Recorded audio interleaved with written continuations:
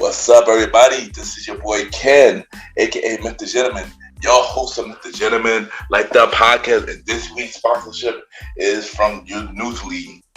Newsly is a all-in-one audio super app for iOS and Android.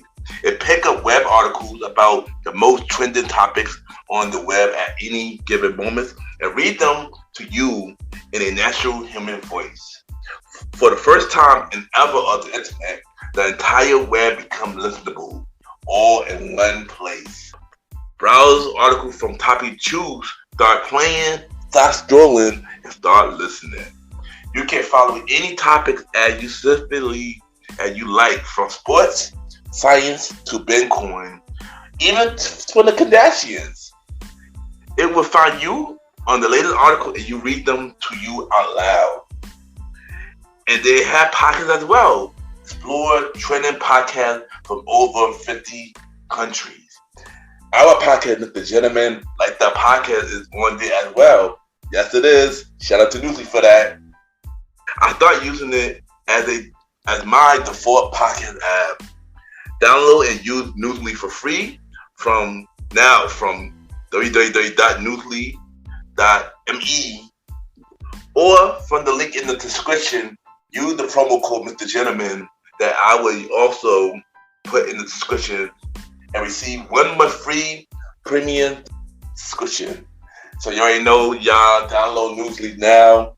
Check it out. Support them, y'all. This is your boy Ken, aka Mr. Gentleman, your host of Mr. Gentleman Like That Podcast, and enjoy the show. You are now listening to Mr. Gentleman Lifestyle Podcast Season 6.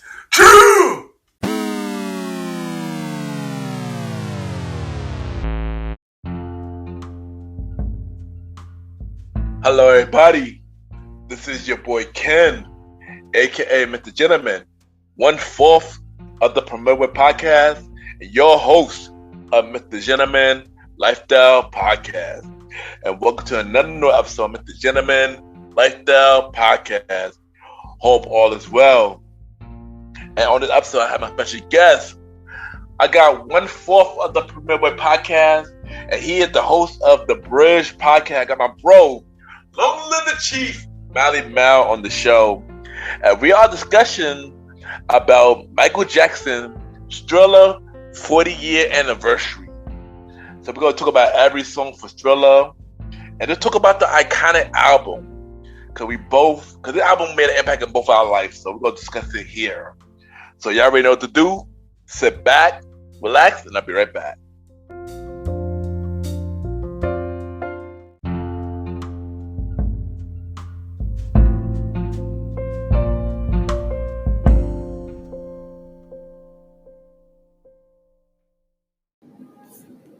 Hi, this is Amanda from Dating Will Be the Death of Me, and you are listening to Mr. Gentleman Lifestyle Podcast.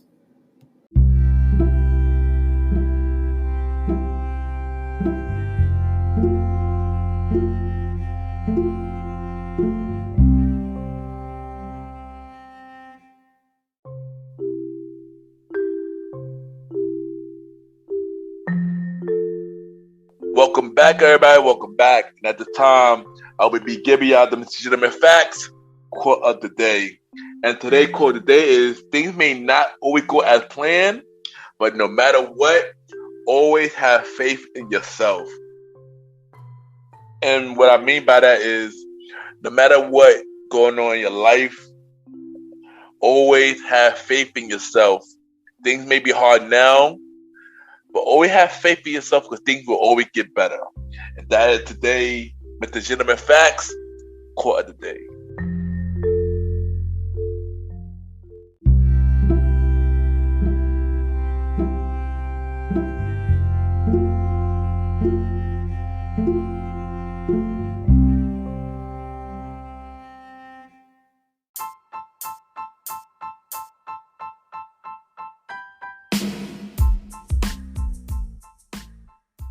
Hello, everybody. This is your boy Ken, aka Mr. Gentleman, and I am the host of Mr. Gentleman Lifestyle Podcast. And this commercial break is brought to you by Mr. Gentleman Lifestyle Podcast. On Mr. Gentleman Lifestyle Podcast, we interview many guests about their life journey, pretty much where they come from and where they're at now. Also promoting their brands or whatever they're doing at the time they come on the show. We also have the host talk about personal stories about himself and everything that he's been through. And also we have fun conversation about anything music, anything old school, relationships, wrestling, and many more. And y'all can tune in to Mr. Gentleman Lifestyle Podcast every Sundays at 12 a.m. We are also on every Thursdays at 12 a.m. for Spin-Up Series Thursdays, where we have all of Mr. Gentleman Lifestyle Podcast spin-off series all in one day, where we have a conversation about music podcast every first Thursday at 12 a.m. The Old School Show with myself and the Star Riding Rod every fourth Thursday at 12 a.m. And we have Date Night Talk Podcast with myself and Miss Vanna B every second and third Thursday at 12 a.m. And y'all can tune in to Mr. Gentleman Lifestyle Podcast on Anchor, Spotify, Apple Podcasts, iHeartRadio, Amazon Music, Pods, and many more. Or y'all can check it out on the official website of Mr. Gentleman Lifestyle Podcast, www.realmrgentlemanlifestylepodcast.com, www.realmrgentlemanlifestylepodcast.com. And tune in every Sundays and Thursdays at 12 a.m. for Mr. Gentleman Lifestyle Podcast. Thank y'all for tuning in to this commercial break of Mr. Gentleman Lifestyle Podcast. Back to your regularly scheduled program. Cheer!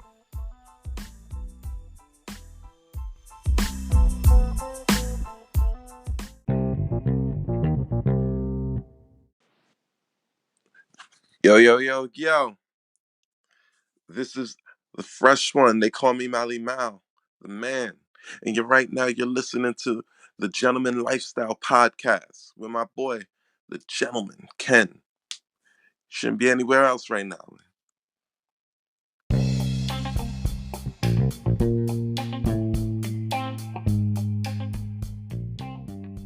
Yes, welcome back, everybody. Welcome back. And at this time, I got my special guest. Y'all, I got the bro from the Premier Boy Podcast. He is a hip hop artist, and he also got a podcast show called The Bridge coming real soon. I got my bro, Low Little Chief Malimal, in the building. Yo, bro, how you doing, bro? I am doing unbelievable, my guy. How are you, man? It's been too long since we've been on one of these things.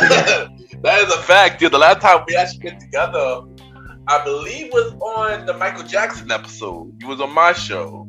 Right. And that's crazy. And the crazy thing, that you was on the last episode of Michael Jackson. But today's episode is about the 40th anniversary of Thriller, which is wild. So I had to even have you back for this episode, man, because, you know, Thriller impacted my life. Thriller definitely impacted your life as well. So first thing I'm going to ask you, did you hear the 40th anniversary album? As of yet, no. Honestly, that's mostly because while I am enamored with the fact that this album is so important that we care 40 years later, because we do, and it is, right? This is not facetious. For me, it was always better just to go back and listen to the original, because I did the 25th anniversary one. Yeah. Which was I actually owned that, so I feel really proud of myself. Pat on the back. And it had the cool remixes with Kanye and will.i.am and a lot of stuff. Yeah, Maybe I should go and really take a good listen to see if there's any differences. If it's just the same album with Talking, I got that off the 25th anniversary edition. So I'm looking. They got more songs. Ooh, yeah, they got more. You got a full version of Carousel? Yeah, they got the full version of Carousel. Yeah, so for the I'm sorry, I'm reading it. And they got the 25th anniversary remix of Billie Jean with Ye. Yes. Hey, the stuff I was just talking about, they got it. Yeah, basically they added more songs. They broke it down to 3 parts. Of course, part 1 is the original. Part 2 is like all other releases, unreleased songs.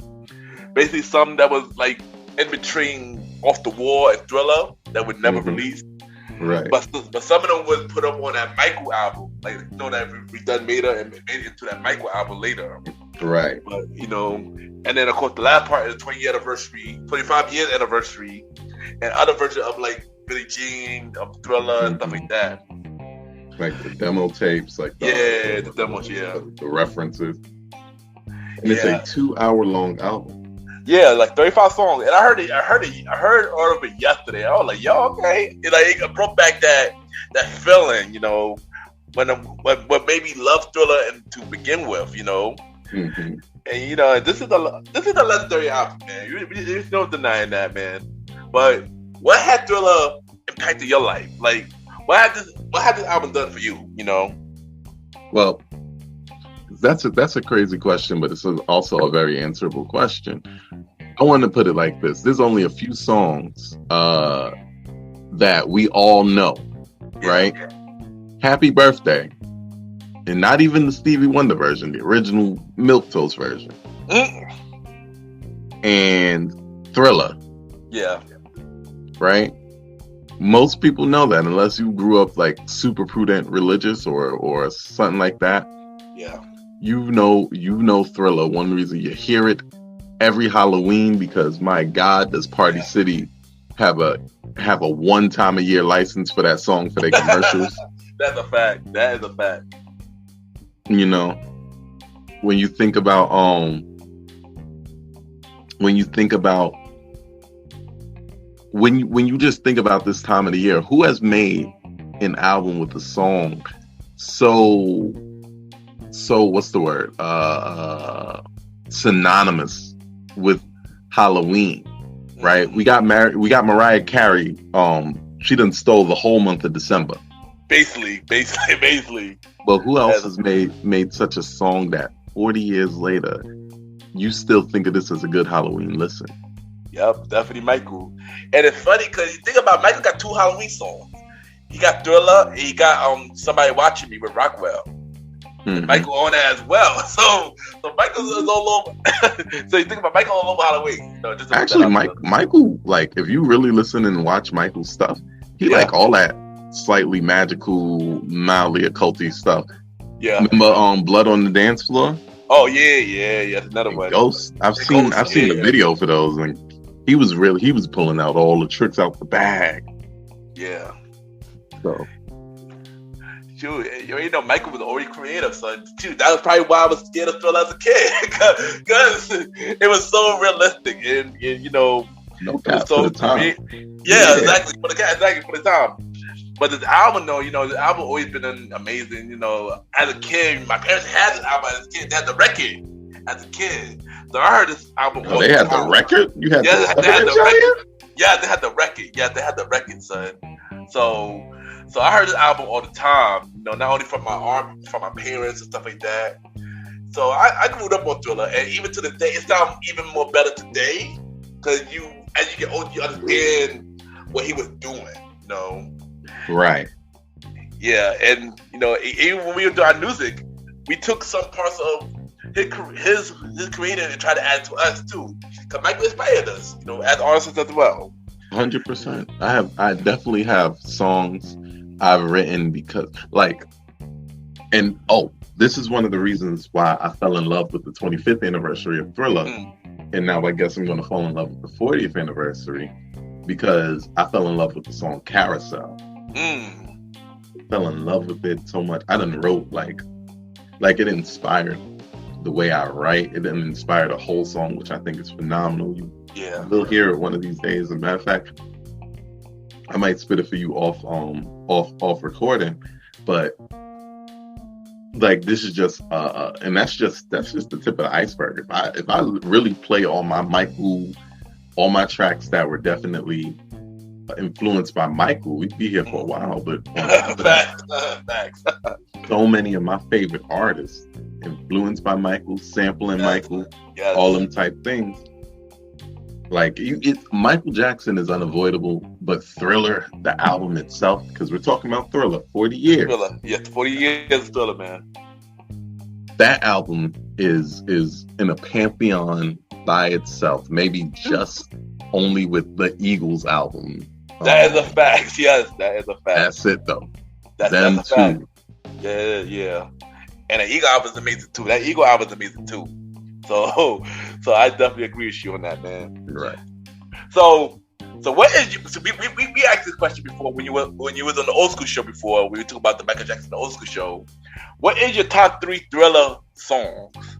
The top 3 Thriller songs. Are we counting the special editions, or are we just talking about what you get if you were in 1982 and you wanted to pick up Thriller? Let's do this. Top 3 from the original, and two from the from special edition.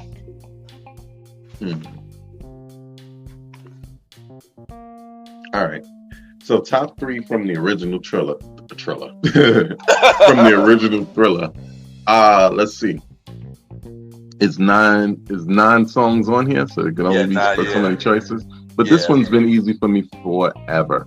All right, coming in at the number 3 spot, we have Human Nature. Coming in at the number 2 spot, Billie Jean. And coming in at the number 1 spot, and this is personally my pick for one of the best songs for the best song in his catalog.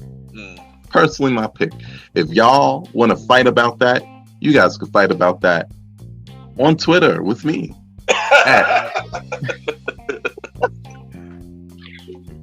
at TCM Malimal.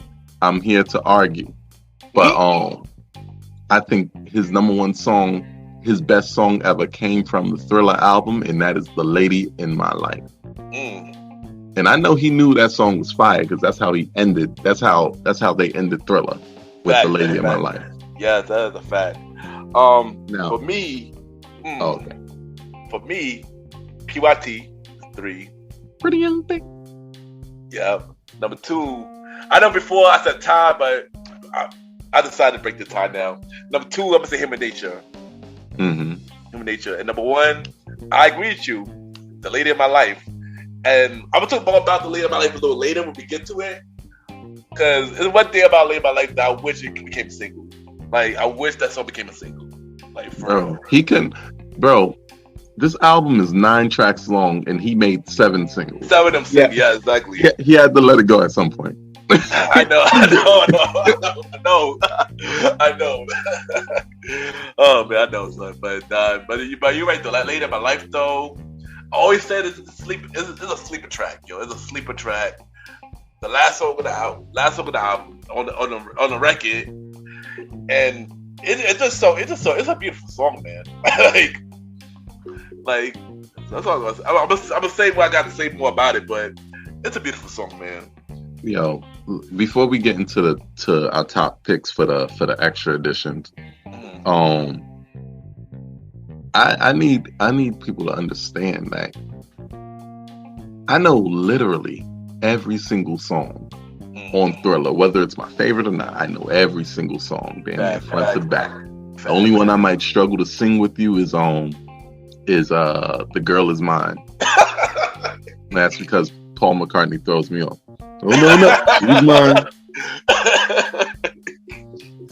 Oh man! But I'm telling you, this album's cultural impact, like this album particularly, is the reason why Michael Jackson is viewed in the esteem that he's viewed in as the king of pop, as the artist he is. Yeah. Because he wasn't getting over with Ben.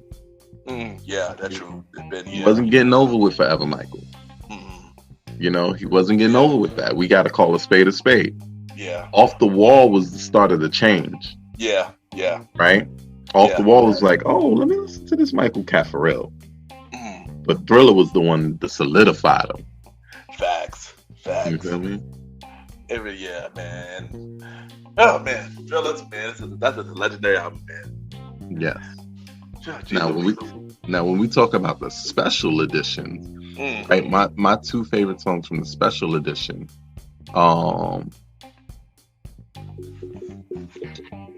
let's see, just to make sure. Okay, definitely, and this is a short list, but definitely, my number 2 spot has to go to Kanye's version of Billie Jean. I always love that shit. Yeah. Facts, yo, I ain't gonna hold you there. It was type fire, but it's Kanye West. He don't know how not to make a good track. Yeah. He also don't know how not to shut up, but you know. That's another story. That's another story. Hey, listen. I wish I could be as free a black man as Kanye West is. Period. But that's not even for this. That's not for this thing. Yeah. But that version of Billie Jean was incredible. It was. And if I sneak a number 2 spot in there, like, I definitely have to, as a fake number 2 spot. So yeah. We'll call Billie Jean my number 2 as a fake number 3 spot. Let me put it that way. Yeah, do that. If you ever just listen to the 25th anniversary version and you hear some of these the intakes and the outlets by Quincy Jones and things like that. Woo! Yeah. And some of those demo versions are so cool and fire because you could really hear Michael's voice. Yeah. You feel me? Yeah. So it's all of that cool stuff. But my number 1 spot, 100%, Carousel. I am in love with this song. And I wish it was on the original thing so I could have loved it for longer. Yo, here's a fun fact about it. Cause I heard on the original, Carousel wasn't supposed to be on the original, but they didn't want to know what to pick between Carousel or Human Nature. Ooh, honestly, when you can't go wrong, you can't go wrong. Yeah. But at the same time, I ain't gonna lie, Human Nature was the better fit. And I don't know if that's because I have 40 years to sit with it. Versus maybe the 15 years we had to sit with Carousel. Yeah. But honestly, for me, you can't you couldn't go wrong with that choice. But for the feel of the album, definitely Human Nature was the better choice. But in my mind, we could have just made it was a very short album. We could have just made this a 10 fucking track album. I agree. You should have had Carousel at number 10. I agree with that. There was no skits or anything, just straight music. We could have definitely had 10 tracks. Yeah. Like this is probably where and we got to go back to it one time. This is probably where Kanye got the inspiration for. Remember when he was making everybody's album 7 songs? Yeah. Oh yeah. It's because it's such a concise piece of work. I don't even think it clocks in over an hour. I mean, what he do make up for it is some relatively long songs, like Thriller's 6 minutes long, Wanna Be Something is 6 minutes long. Yeah. Lady of My Life is 5 minutes. Fact. So he made much longer music, but it's still 9 tracks. Yeah, and mind you, even with 9 tracks, it's only 42 minutes. Yeah, that's what I'm saying. You don't even get 45 minutes out of it, but it's the best 42 minutes ever. It's a really good 42 minutes, Mike. It really is, man. It really is. All right, but I had to pick my 2 for the special edition, maybe 3. I do agree the Billie Jean was for the 25th anniversary. That was like one of my favorite out of the 25th anniversary was the Billie Jean, so I would add that in. Number 2, I would add in Sunset Driver. Ooh. That's a dope track, and I reheard it when I heard it on the 40th anniversary. I heard it like a couple years ago on the secret album, a release album that he had with all these songs, so many songs on it. And I heard it, so what is this song? This song is so nice, So and I loved it ever since. And then of course I agree with you. Number 1, Carousel. I love when I heard that song. I was like, yo, this is a pretty dope song. Like I was upset this was not on the album, but I agree with you when they had a choice, and if this was an album over Human Nature, it wouldn't fit the album. It would be a completely different turn of the album. So I kind of get why they made that decision. Yeah, I don't begrudge him or feel any way towards him because I feel like it was a legit, a legit really good decision. Like he chose a really good choice. Yeah. Alright, so now I'm gonna be time to tell fun facts about the album Thriller. Somebody we heard something before, but we're gonna run it back. Alright, so Thriller was Michael Jackson's 6th album. It was released on Epic Records November 30th, 1982. Alright. His first #1 album on the US Billboard and the LP and Taste charts. I don't even think that chart exists no more, but no, it does not. Go on the way with the Negro charts because we used yeah, they did have a black chart. Yeah, they did have a black charts. 37 weeks at #1 from February 26, 1983 to April 14th, 1984. Wow. Wow. During this run in the 80s, Thriller sold 32 million copies worldwide by the end of 1983. That's wild.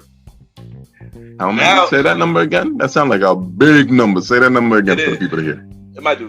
32 million copies. 32 million copies. And this was only by the end of 1983. That's crazy. Yeah.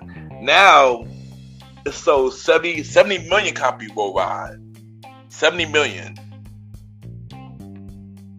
70 million? Yes, 70 million. Damn. And he's still getting streaming. Well, they're still, hopefully. I don't know. Because I'm pretty sure the Jacksons sold the rights to make money off of that. Facts. But it's more. So this won 8 Grammys. Damn. Only 9 songs and the shit won 8 Grammys. Damn near a Grammy per song. That is crazy. 7 top 10 hits off this album. It's a 9-song out. I can't get past that. That's a fact. I know, right? The Girl's Mine, Billie Jean, Beat It, Wanna Be Starting Something, Human Nature, PYT, and Thriller. Two of those songs went to #1, which were Billie Jean and Beat It. 34 times platinum. 34 plat. Yes. That's legitimately 3 diamonds. But great, I know. Best album of all time. From Wikipedia, they said that. Best album of all time. That's crazy. Also, in 2022, Thriller is #7 on the top 100 Billboard charts. And this been on the charts for 549 days. Or overall since the 80s. They say that one more time for the people to hear. The album Thriller, as of today, is #7 on the top 100 charts. It's been on the chart for 549 days. This album, I think it's Roman Reigns or something. It's crazy. That is crazy. I think it's definitely one of the longest albums on the charts. I'm not sure it's the longest album, but it definitely is one of the longest albums on the charts. It's not the longest because the Beatles keep popping back the fuck up. No, there you go. But my word,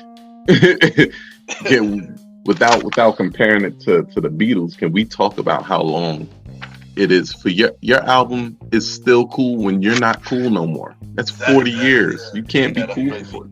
That's crazy. That's bizarre, man. That's amazing. Gee Louise, man. And watch it go become #1, and that could be even more crazy when Thriller become #1 again. That would be bizarre. It did that for a little while when he passed away. Yeah. It did. In 2009, for a short period of time. Yeah, I remember that. He had 3 albums, all in the top. I think it was Thriller, of course. Yeah. I'm pretty sure Bad and Dangerous. Thriller, Bad and Dangerous. Oh yeah, I remember that. I remember that. Yeah, which are like his top 3 trinity. Facts. I can hold you, bro. That's crazy though. That's crazy. So now let's dive into the song. Now let's dive into each song now. And we're gonna go by the order on the album. So the first song that we're gonna talk about is "Wanna Be Starting Something." Are we looking at we're looking at the original, right? The original, yeah. The first 9 originals, yeah. First 9 originals. All right. Yeah, so I'm gonna start with "Wanna Be Starting Something." Like, how you feel about that song? I wanna be starting something. Got to be starting something. It's hard to get over. Yeah. Yeah. You know what's funny?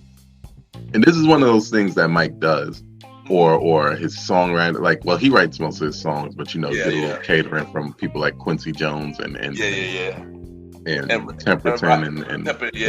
and Jimmy Jam.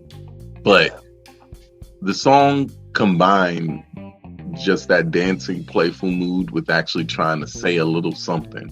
Mm-hmm. Too high to get over, too low to get under. That song, that line indicates the struggle to try to get where you're going. Yeah. But he's jovial about it. Got to be starting something. Yeah. See, Michael Jackson, one of them type of dudes that's so soft spoken, but he could be cussing you out in his soft speak. Facts. "Wanna Be Starting Something." I felt like this was a cool song, you know, good dancing song, good song to get you in a good mood. This was actually a good song to start off the album, actually. Incredible. Good song to start off the album, get you in a good mood, and you just, you know, just want to get you in a good mood. Just want to be curious about the whole album. So I definitely like this. Song, you know. Yeah, it was a cool song. Okay. Alright, so now it's time to do some fun fact about this song. So I'm gonna go down by each one and say a fun fact about each song. Gotcha. So this was the 4th single of Thriller. It was released on May 8th, 1983. It peaked at number 5 on the top 100 charts. It was written by Michael Jackson. Mm-hmm. On the 25th anniversary, Akon did this version on the 25th anniversary. Oh, shout out to that too, because that was actually really good. Yeah. I like the Akon version. I really like the Akon version. That sounded really dope, yo. It was really good. It was really good. It was. Shout out to Akon. If you ever hear this, it was no shade earlier. We do like your version. Yeah. But the Billie Jean was just the bee's knees for me. Yeah. No, Akon didn't think of it with this version. I like Akon version. Shout out to Akon. Alright, multiple artists sampled the song, including Rihanna. Please don't stop the music. But she later got sued off the song. Oh yeah. Wait, please don't stop the music. Yeah. Mama say mama kusa. Yeah. Later, her and Michael got sued for the song. That's crazy. Yeah, by I hope I can pronounce the name right. Mansu D Bongo. He had a song called So Mas Ruska in the 1972. You know, for the line the line you just said, for the same Yeah. So Michael admitted that he borrowed the line. And they settled it later. But Moscow lost the case to Rihanna when Universal updated it, and Rihanna added him to the credit, so he lost the case behind that. Oh, because he came back after he sued Michael already, and then came back and tried to. Oh, he was being greedy. Rihanna. Yeah. But he lost the case though. Because Universal updated it to their database. They added his name into the credits, so now he can't get it no more because he now get credit for the song now. So yeah, so that's that. see. Originally, the song was really for Latoya Jackson about her troubled relationship with her sister-in-law. I did not know that. That was a fact that I did not know about. Oh, that's crazy. Yeah. Like, because when I'm looking at the lyrics, like I'm really, really reading the lyrics. Because, you know, when he's singing it, you kind of get mesmerized in what you're hearing, the whole sound. Yeah. Plus, he's like, I have to get over. You get caught with the way he does his thing. Now, when you really dial it back and you listen to the lyrics, too high to get over, too low to get under, you're stuck in the middle, and the pain is thunder. Thunder, yeah. Yeah, because after I found out that, it made sense. It made sense. and stuff like that. They said even though the song was a single, it did not have a music video. Right. Yeah. Which is fine, because he definitely blew the bank with Thriller. Whew, yeah, Thriller, Billie Jean, and Beat It. Those three bills alone was a lot of money. You gotta make choices. Gotta make some choices. Facts. All right, next song we got is wait, before you go. Yeah, my bad. What up? I want to realize, like, when we're talking about this song, like, he's mad at an instigator, but he actually says this instigator's name, which he would also go on to write a whole song about. Whose name? Wait. Whose name? Don't look at the lyrics. Whose name? Hey! Oh my God! I feel like I hate the. I feel like I know how, but when I don't know the answer, I'm gonna be like, I'm upset. I'm gonna be upset. You're gonna be tight. I am gonna be tight. I ain't gonna be tight. What the name? Look, watch this. I got you. So after he's finished saying, "You're a vegetable. You're a vegetable." Yeah. Still they hate you. You're a vegetable. Billie Jean is always talking when nobody else is talking. Telling lies and rubbing shoulders with a cold town mouth and motor. Oh wow. Wow, that's crazy. Whoever Billie Jean is, you got on Michael Jackson's bad side. Facts, yo. It's kind of hard to do. Facts. We will get to Billie Jean soon. So that's a great thing. But next song we got is Baby Be Mine. Baby Be Mine. That's the second song of Thriller. My favorite. Oh man, my brain thought about Girl Be Mine. The girl is mine.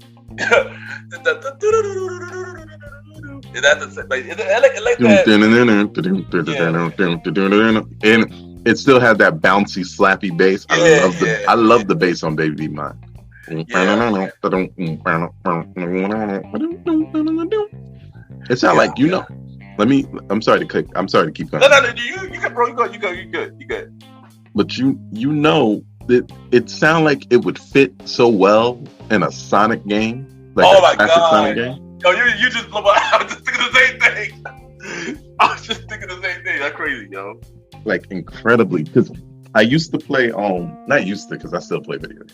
Yeah. But when I had my Xbox, I had put the Thriller album on, and you know you could play the songs while you're playing the game, and I would play some of my games, and Michael Jackson would be playing. I'm like, and I played Sonic one day. I'm like, why this still hit? Why this still works? That's crazy. Mm-hmm. And I mean, it makes sense because he did was a part of Sonic 3, but right. That conversation. But I like the Baby Be Mine. I think I ain't gonna hold you. Baby Be Mine is one of the songs that I do hear the least. Not because I don't want to hear it, but when I listen to the album, it don't come up as much, Right. It don't come up as much, Maybe because it's not a single. Maybe that's why. But this is one of those songs that I do like, but I just don't hear too much. And it's a tough song though. And as I got older, I hear it a lot more now. As I got older, and I'm like, yo, this song is a really good song. I'm mad I didn't hear the song as much, like I haven't heard everything else. Even though later in my life was a single, I used to hear that song a lot too, though. So this is one of those songs that did not. I feel like it was one of those sleeper songs that did not get much attention. Maybe because it wasn't a single, but it was still a cool song. I think that's definitely the case. Literally, just because out of 7 singles, this happened to be one that wasn't. Yeah. So, out of 9 songs, this was one of 2 songs that wasn't a single. So, definitely gonna hear it less because it's not getting radio play. But that does not This is like one of the little reasons that you want to buy the album instead of just listening to the single. Exactly. You'll miss this little gem of a song, and it's such a good little love song. Like if you really like somebody, you pull out some of the lyrics. Let me.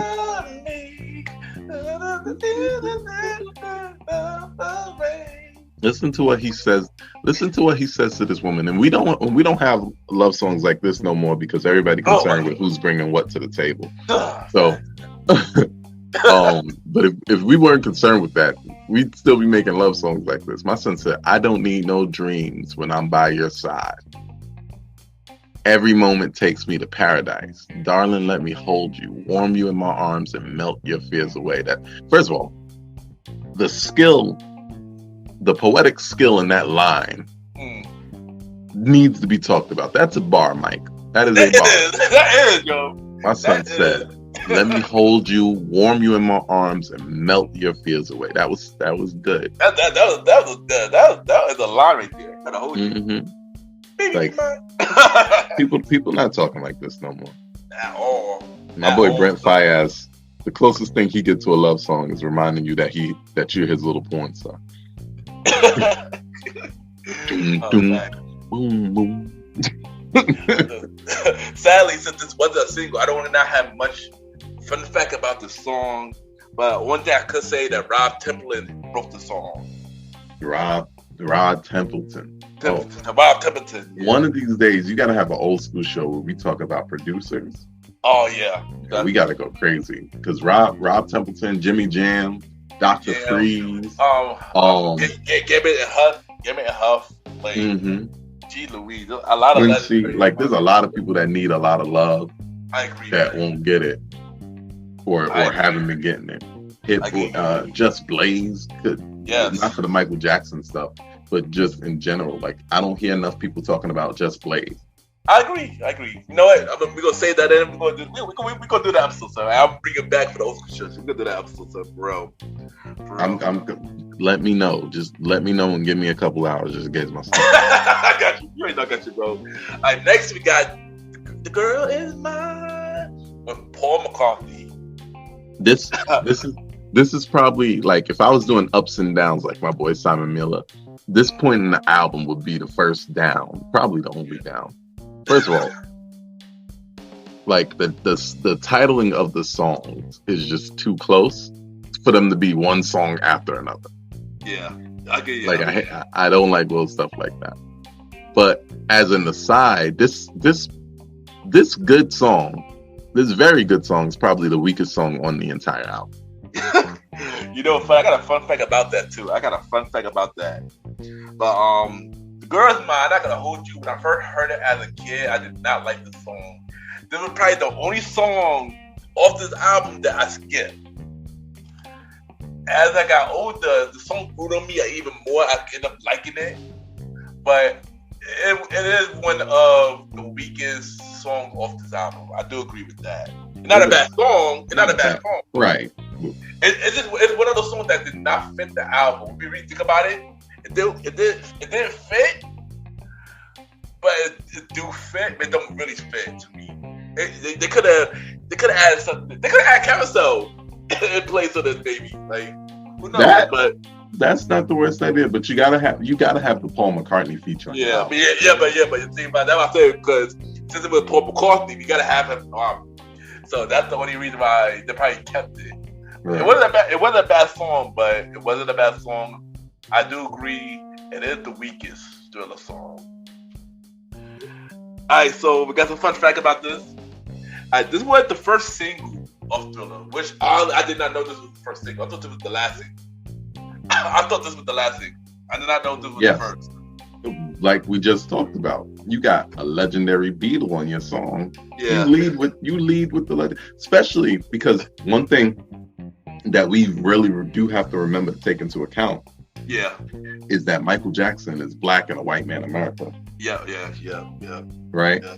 You need, like, that's a part of the appeal he needed somebody like Paul McCartney to get him over in audiences where he wouldn't have got over. I agree, and also don't forget, a year before that, he had another song with Paul McCartney called "Say Say Say." Mm-hmm. So, yeah, I get what they were going. I get what they were going with this now. Michael wrote in the song. It went platinum on the 25th year anniversary. Where I Am was the one that did the song. This song got mixed reviews, and they said that this was the weakest song of Thriller. The critics said that. So they agree with us, basically. They agree with that. Yeah, they agree with that. They said this was the weakest song of Thriller, and with the song being a single, they never performed the song. That's crazy.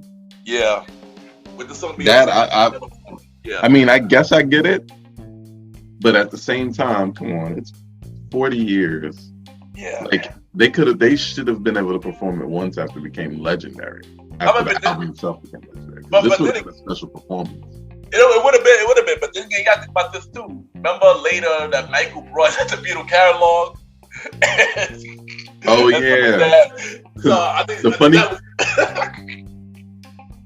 Oh shoot! Go. The funny thing about that is that Paul McCartney put him on game. Yeah, he did. Like, hey Mike, you want to make some extra money? You got to learn how to buy people's catalogs. See what you do, Mike. You go, you find the people with the best catalog that you think music gonna keep selling forever, and you buy their catalog and you'll get paid. It's like, shoot, whose music get played forever? I mean, you guys are still getting played. It's been like 20 years. My son was like, yeah, don't worry, you'll find somebody. So Mike said, okay. Oh shoot! He ain't like that. Michael was a smart man. Yeah. Like, my son Michael listened. He said, go find somebody with a catalog you think gonna get played forever. Like, I think your catalog gonna get played forever, Paul. Oh shoot! Oh, like dang! When I heard that story, like yo, like gee Louise, your Mike was a smart man for that, yo. Gee Louise, incredibly smart. But Paul, I don't understand why Paul was so pissed off. It's not like he owned it. Not like Mike bought it from him. Yeah. Like the label owned your crap. Like you know what I mean? Like you can't be mad. You can't be mad when he's literally doing the thing you told him to do. It was you specifically who told him what to do. You didn't. You didn't put parameters on it. Don't buy my crap. Oh shoot, man, Paul McCartney. Paul, you could have bought your own catalog. You could have bought the Beatles catalog, especially because most of your Beatle boys are dead. The Beatles are gone. Like you would have been the only person with real ownership that would have wanted it. Like that would have made more sense. That would have made more sense, Paul. You out here buying other people's catalogs. You couldn't afford your own. Well, Michael went. You helped Michael go 30-time platinum. He can afford it. Good job. Oh, 2 claps. Come on, Paul, man. You're a legend, but come on, Paul. Look, watch this. The doggone record is mine. It's mine. Oh, no, it's mine. It's mine. Oh, Paul, man. Hey, Paul. Come on, Paul. Oh, man. And the last song off side A off Thriller, you remember when the record is 2 sides. Right. Is Thriller. I talk about Thriller. We just spoke about Thriller, but let's talk a little bit more about Thriller. The Thriller.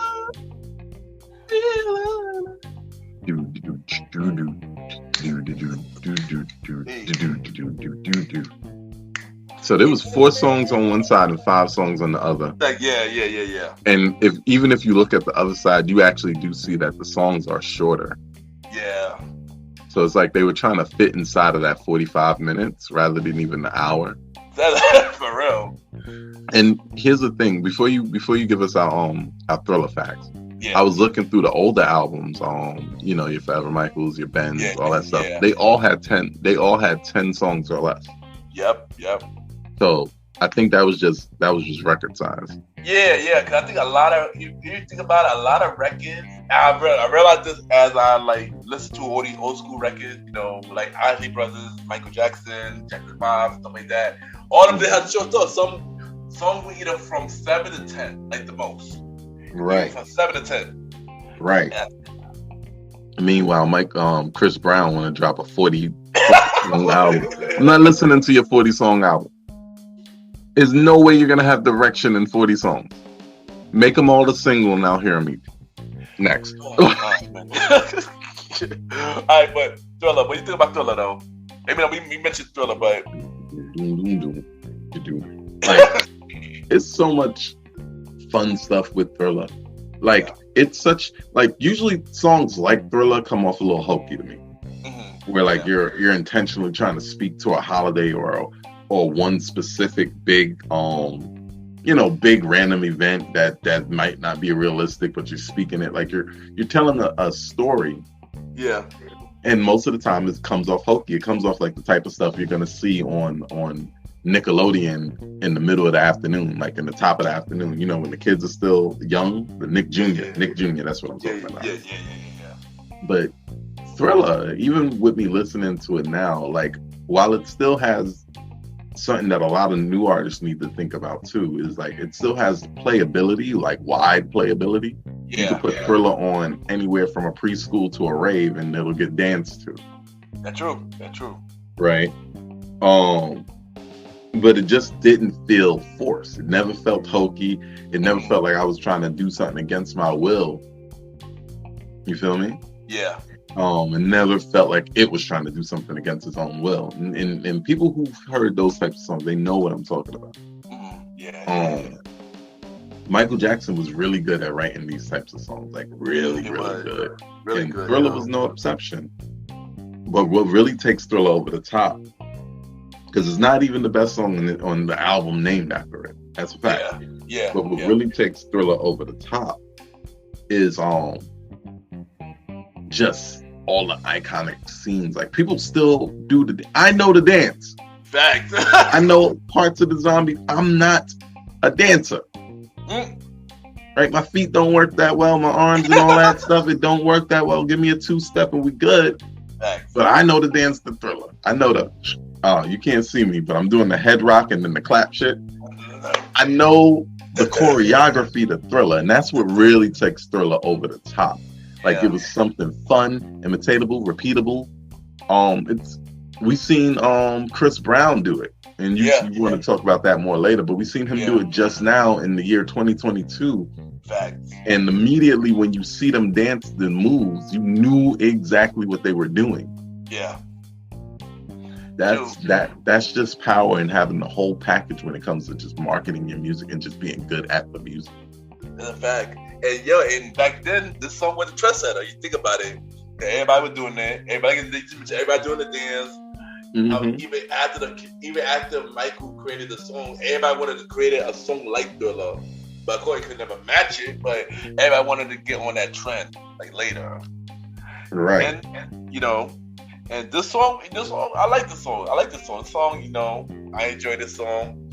But the video, I think the video for the song would really set the song up more than the actual song. The video, it would really, made the biggest impact. Because you think about it also, if it wasn't for this video, no black artist would not be taken more serious. That's 100% facts. Because remember, he had to struggle. He was the only person of melanin who was getting their videos played on MTV. Yep. Started from Billie Jean, then Beat It, and then Thriller. Right. Thriller really took it to the next level. Right, because Michael and what he did with Thriller proved the old adage that black people in America, especially, and the rest of the world, we could talk about it, but I know in America because I'm here. Yeah. Have to do things so much better than white people. Yeah. In order to get the same. All Michael Jackson wanted to do was be on MTV. Yep. He had to make multiple $1 million videos to get there and have white friends. Yeah. You understand? Meanwhile, people of the same ilk, they're not spending that much money on the videos. They're not going that hard, because if they were going that hard, we'd be talking about them right now too. That's true. They weren't doing it. You'll know whose 80s video was iconic and they spent a lot of money, time, and energy on it. Yep. And you know who didn't. We can see whose videos mostly just like that kind of weird 70s, 80s look and just them dancing somewhere. Yeah. Like a lot of Luther Vandross's videos. He lucky he could sing, because those videos. Yeah. It was a lot of people. It was a lot of bad Cardi B, but Michael really stepped it up though, and it took it to a whole nother level, man. That's a fact. And now it's time for some Thriller fun facts. With the last single of Thriller, which like I said earlier, I did not know this was the last single. Like I thought Word Mine was the last single. This came Thriller. Yeah. Thriller, which is Thriller. Crazy because the album is named after Thriller. I know, right? And it came out. Well, you know probably why? Because it came out so late. Yeah. Because the album came out a month after Halloween. He put out let me make sure I'm not lying. So he put out the single in January 25th, 1984. Oh, I guess by that time they had listened to the song enough where it started blowing up. Yeah. Because the thing about it, but also a fun fact, the label didn't see this as a single. They saw this as like a notable song. They didn't see this as a single at all. Like they didn't have faith for this song. Which I can understand, because once again, is Michael veering from the normal topics of love and philosophy and stuff like that, to him literally just talking about being a monster. Yeah. It's close to midnight. Something's creeping in the dark. So the thing was, this song became a single because Thriller started dropping. And so they needed a next plan. So Michael pushed hard to make this song a single, and he did. And of course, MTV was the reason why it blew up so big. Right. Yeah. It was like Michael pushing at the right time for the right thing. Basically, yeah. And you can't lose like that. Like he got lucky enough he had the courage to push. Yeah. And the timing was so elite. Because had Thriller dropped in '95, it wouldn't be the same. Had he leaned off with Thriller, it also wouldn't have been the same. Mm-hmm. Yeah. I agree. So it was kind of smart how they did the album. You know, with Girls Mine at first, and then Billie Jean, and then Beat It and stuff like that. So it was smart. It was smart that they left this as the last single. Right. Thriller was written by Rob like my guy Rob Temperton. Horror actor Vincent Price was on the song. You know the guy who did the ending of the song. Yeah. He was a horror actor, a legendary horror actor, and they added him on the song. As they should. Yeah. The song peaked at number 4 on the top 100 charts. It peaked at number 4? Yeah. I thought I would have sold my soul and my kidney to say it peaked at number 1. Yeah, I don't think I can hold you, but we did this Michael Jackson episode in June. Sam thought this song was number 1, and I thought it did too. When I did the research, like, whoa, it was not number 1. I was shocked.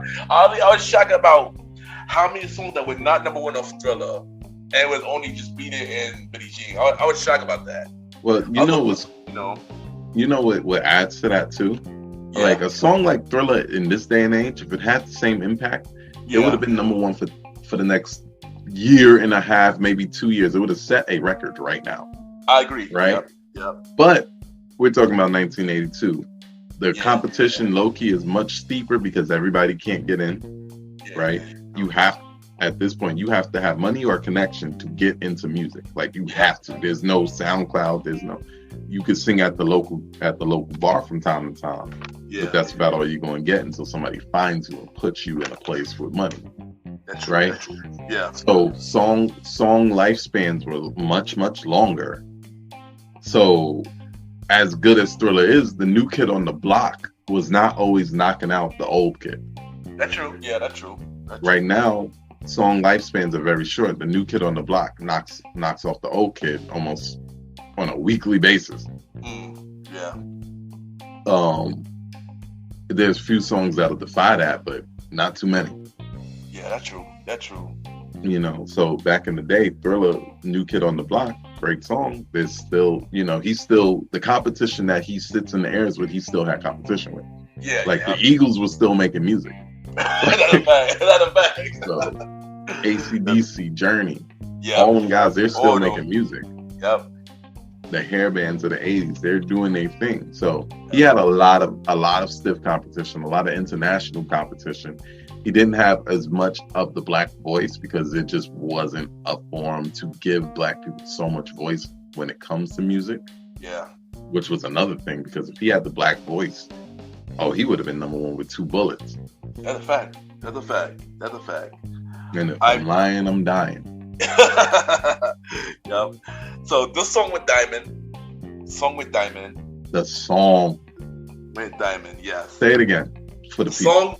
The song with Diamond. Lord. 10 million copies of a song. He said even if you sold Thriller at $1 per single, he would have made $10 million from this single song, and then still sold an album with this song on it 30 million more times. Yeah. And the last fact is the original name of the song is called Starlight. The original name was called Starlight, but Rob Temperton did not want to name it that because Thriller had a better name for merchandise, which it did. Which is very, very true. But that's very true. Like, Starlight is a pretty name, but Thriller is the type of name that'll grip you. Yes, definitely, yo. Wait, before you move on to your next point. Yeah. I was looking at the track listing for the 40th anniversary, and there is a song on that track listing called Starlight.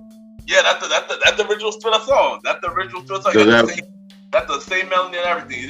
Does it have a different beat? The beat is more. I guess you can say more tech. Same beat, kind of beat, but it's more tech. And the lyrics are a little different, and not the spooky thing. It's more of a happier thing, I guess you could say. I'm gonna have to take a second to listen to this and give my review. Yeah, you said Sunset Driver was one of your favorite songs off. Yeah. It was one of my favorite. Yeah. And right, I might listen to those. I'm gonna listen to those too. Yeah, you gotta listen to them, man. You gotta listen to them. So now we're on side B now. We got the last 5 songs off the Thriller. And now we are on Beat It. So how you feel about Beat It? How do I feel about Beat It? No one's gonna beat it. You know, and I think I might have mentioned this in the last thing we did when we were speaking about Mike. Yeah. When it comes to Beat It, this is one of those songs that guitar riff, the doom doom doom doom. Yeah. Like one thing that the Thriller album did phenomenally is bass lines. Oh my god. Yes. Beat It, no exception. It was probably the poppiest song on this album by a long shot. Maybe next to The Girl Is Mine a little bit. But even that song, you know, you could squeeze a little soul out of it. But my son Paul McCartney sounded like he could sing well, but he also sings unseasoned. No, she's mine.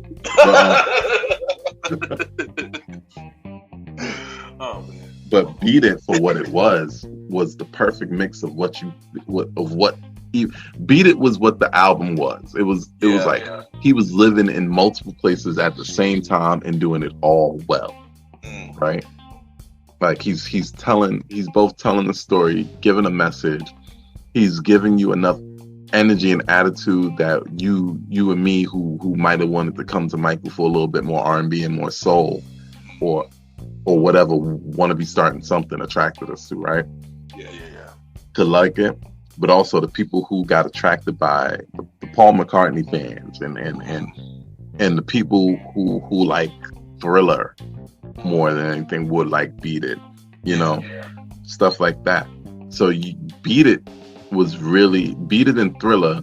Without those two albums, without those two songs, we're not talking about Thriller as an album. Yeah. We're not talking about it like we're talking about it. Right? Yeah. Without those two songs. So Beat It was super important. The only other issue I have with Beat It is that I think I told you guys about this. That one time I watched this really, really long conspiracy theory video by Lennon Honor. Shout out to Lennon Honor. I don't know what he's doing. Probably writing the Borg agenda. But and it creeped me out so bad that I wouldn't listen to Beat It until I got to the end of his analysis, and then I couldn't take the song seriously no more, and I still can't. Do you know this man? And I'm going to say this. I don't know what your censorship is like, but I got to say what actually happened. This man, I don't know how long it takes to create the video, but I know from me personally editing little 5-minute videos could take me like 40 minutes, right? Yeah. This man spent over an hour, maybe close to 2, editing with editing and switches and adding back and slow down, you know, doing all the stuff. Yeah. And his desperate warning against us listening to this song, and his desperate warning all equaled up to Michael Jackson is indoctrinating us into joining sex gangs in order to have circle jerk sessions as initiations. Oh wow. I threw my brain away. I was mad at myself for spending the time to I'll be mad too, son. I'll be mad too, son. Absolutely upset with myself. And he said it with a straight face. And one of these days I'm gonna play parts of the video because parts of it is still up on like Daily Motion, but most of it's been scrubbed. That and the Rihanna stuff scrubbed from the internet. Oh wow. But that shit is still up places. My man said masturbate. It's the most surreal thing I've ever heard in my life. But I don't know why, but I feel like you told me this a long time, a very long time ago. I did. Like you told me this a long time ago. I kind of remember it now. I did, because it was literally maybe 10 to 12 years ago when I discovered that. Yeah, I think he did tell us before, like a long time ago. Mm-hmm. Dang. I was trying to forget that from my memory. Once you get past all that, though, you can see the greatness that is this song. This is a great song. I love Beat It. Beat It is a dope song. You know, I remember when I was younger, when they had Mark Simpson doing the Beat It. No. It was Alvin and Chipmunk. Yeah, Alvin. Yeah, it's definitely the Chipmunks. Yeah. doing the Beat It skit, and when I saw that, I think that when I really liked the song even more. When I seen that, and I called the song a dope song too. But yeah, I mean, this was a dope song. This is a dope song, and I do like Beat It. You know, it's one song that I need to listen to more. I think what turned me off of Beat It though was the 25th anniversary. That would turn me off. Was the 25th anniversary when Fergie did that version. Then that, when Fergie did that version of Beat It. Yeah, that one was. Oh my gosh. That was bad. Yeah, I did not like that. I did not like it. Like I did not like that version at all. Like, gee Louise. Like it's facts. All right, so Beat It was the third single of Thriller. It was released on February 9th, 1983. It was number 1 for 3 weeks. Number 1 for 3 weeks? Yeah, number 1 for 3 weeks, yeah. 8-time platinum. It 8 won times platinum. platinum. Yeah, 8-time So platinum. Yeah. wait. Hold on, because we got to talk about this. So this man not only sold 10 million records of watch this. He sold 10 million copies of track 5 and then sold 8 million copies of track 6. Yep. On an album that went to sell 30 million copies with both the tracks on it. And don't forget worldwide, 70 million worldwide. Gee Louise. That is number 7 on the top 100 chart in 2022. That's amazing, son. That's amazing. That is amazing. Oh man. So he won Grammys for the song. He won Record of the Year in the Grammys. And Best Male Rock Vocal Performance for Beat It. Also, the song was listed 373 greatest song of all times. And as I just mentioned, Fergie was on the 25th anniversary. Yeah, we're not going to talk about it. The least we talk about Fergie, the better. Yeah, let's carry on. Next, we got Billie Jean.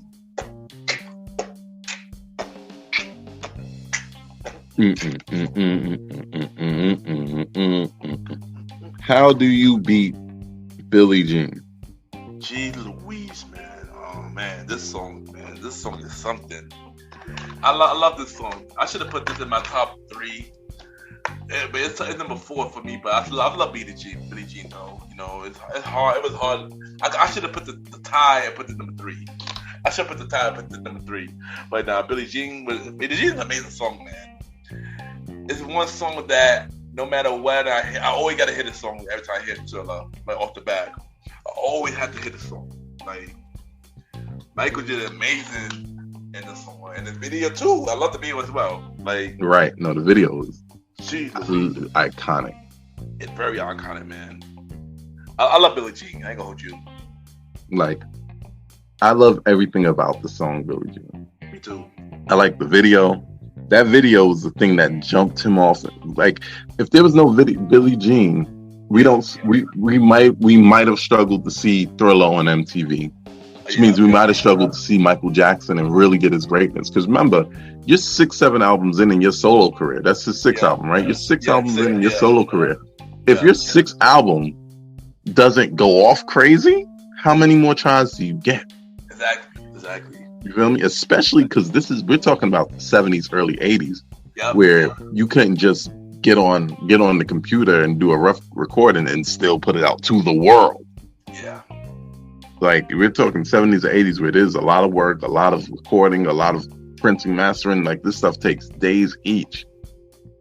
So nobody's going to keep spending money on you if you're not really killing it. And Michael Jackson picked a great song. It was easy enough to get into, but the beat, that back at them bass line.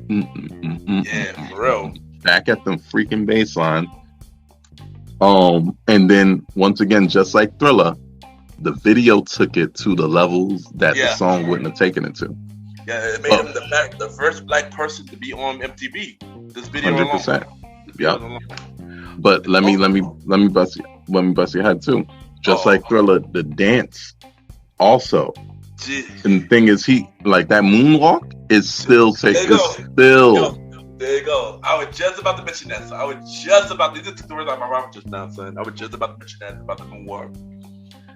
People are still doing the moonwalk, trying to innovate the moonwalk, all types of stuff. Just because this man got up one day and walked forward backwards. Crazy. Motown 25, son. Motown 25. Yep, he did a Motown 25, man. And that show is still legendary to this day, man. But now that we're here, though, bro, we got to talk about this because Billie Jean been bothering this nigga through this whole album. We on track 6. She got a whole song. And he's still mad at her. Like, No, I agree with you. That's a fact. That's a big fact. Right? For 40 days and 40 nights, the law was on her side. But who can stand when she's in the man, her schemes and plans, because we danced on the dance floor and around. trying to take my strong advice. Just remember to always think twice. She told my baby we danced to 3. She looked at me, then showed a photo to my baby, cried. His eyes were like mine. Showed a photo. My baby cried. His eyes were like mine. Okay, my baby is her, right? Oh no, my baby is his real shorty. Because we danced on the floor and around. I think that's his cool way of saying sex. Like, yeah. Because like when you really read it, like you take it away from it, we danced on the floor in the round. Yeah, like what are we saying? What the fuck is the round? He means the coochie. All right. Basically. And but he can't say we danced on the floor in the coochie. And it's crazy because they asked him what this song about him, and he was like, "No." He said this is about one of the brothers dealing with a groupie. Yeah. I'm sure it wasn't about him, but I'm sure it was inspired by somebody else. Yeah. Mm-hmm. Because once again, remember these kids been millionaires since they were kids. Yeah, Michael Jackson. I mean, they know what it's like to not be millionaires. I mean, let me not try to get people, but they've been in the industry. That's the better phrasing. They've been in the industry since they were kids, so he sees this stuff. Yeah, and that's why he was the way he was. Like, because one thing, he didn't really have that time to grow up and things like that. So he was focused on trying to get back to what he wanted through the singing. Like he wanted to get past it so he could go and be on roller coasters and play with pets and shit. Yeah. But these guys, they have enough time to grow and get some coochie out here in these streets. Yeah. But shoot, this song, I love this song, man. I love Billie Jean, man. But I'm crying. Hold on. Like I'm never saying I'm getting coochie no more. I'm about to say I'm about to dance on the floor and around. I'm saying it all the time. Oh, baby, we got to, son. But let's get some fun facts about Billie Jean real quick. Let's get some fun facts about Billie Jean. All right, so Billie Jean was the second single of Thriller. Mm-hmm. Hold on, fuck it to you. I got a question. Do you think there would be a better first single, or Girls in Mind with a good first single? No cap. Billie Jean, whole package, might have been the better first single. Yeah. But The Girl Is Mine, for the reasons we spoke of earlier, still makes sense. Still makes sense. Yeah. Agree. Still makes sense. Because we can only see that Billie Jean was the better single in hindsight. Yeah, it was. And we're going to talk more about it right now. So this was released on January 2nd, 1983. It was written by Michael Jackson. Michael Jackson wrote this. This won Best R&B Song and Best Male Vocal Performance in the Grammys. Good job. Yeah. We already spoke about this earlier. Kanye was on the 25th anniversary. You ain't know. That double tap with the drums. He's so easy. Kanye's so good at doing stuff so quick. And that's not even his best work. Continue. That's a fact. You about to get ready, get hype again. The song with Diamond. Son of a yo. The song with Diamond again. Song with Diamond. I'm going to do it every time we talk about it. So you're telling me track 5 went diamond, track 6 sold 8 million, and then track 7 went diamond. That's 10 million, 8 million, 10 million, and then people still went and bought the album 13 million, 34 million. Don't forget, 70 million worldwide. And number 7. And then 70 million worldwide. And number 7 on the top 100 charts in 2022. And it was number 7 on the top 100 charts this year. Yeah. Right now. It's going to sell 1 million more. Facts. It's just going to get it from the Spotify numbers at this point. Yeah. He already got 2 from me yesterday and today. Oh shoot! And also it entered. I didn't know this was a thing. It entered Billboard Global 200 peak at 137 on January 15th, 2022. First of all, a 40-year-old song made it into the top 15 of all the songs available to be played between now and then. That's wild. So it's 40 years worth of songs.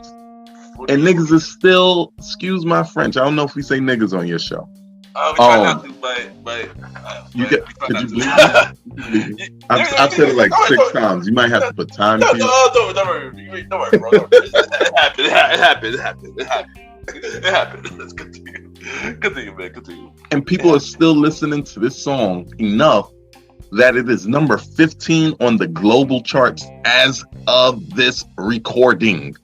But, we are not even as old as this song, bro. What, 137? It's on 137. Oh, sorry, 137. But still, it's a global chart. It's a global chart, yeah. Global chart. This has, you know who's on this global chart right now? Burna Boy, Skelly Bang. Oh wow. The chorus stuff. Wow, that's crazy. Right. You gotta compete with that, you know. Oh my God. This it's something about being legendary that's freaking special. Yeah, it is, man. It is. All right, next song. We got 3 more songs. We have 3 more songs. All right, next we got Human Nature. Why? That's human nature. How you feel about Human Nature, man? And how do you do me that way? How do you feel in that way? Human Nature, like, and as you, I don't have bad shit to say, but Human Nature is actually a personal favorite because I'm a hip hopper and people in hip hop as a whole, people in this culture that we have as a whole, they have shown so much love to Human Nature. For real. So much love to Human Nature. Human Nature is literally